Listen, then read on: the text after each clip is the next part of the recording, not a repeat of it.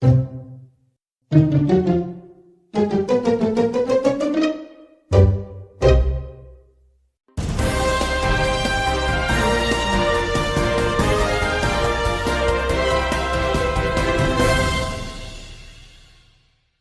enjang para pamirsa, ketemu malih kalih kula, Ramadan Aji Saputra. Wektu iki kula badhe maos berita wilayah Kota Semarang terendam banjir.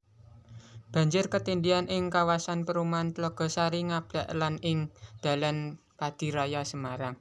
Jalan ing kawasan iku nganti ngganggu aktivitas warga. Ketinggian banyu 60 cm nganti 1 meter nyebabna pengendara motor sing liwat mogok. Sakliyane ngerendhem akses jalan, banjir iki uga ngerendhem omah penduduk lan warung mangan sing biasane dienggo dodolan ing sepanjang jalan iku.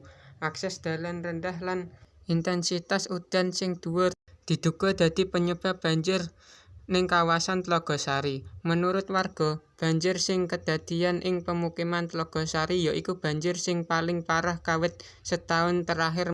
Normalisasi saluran banyu ing kawasan Tlogosari Semarang ora bermanfaat.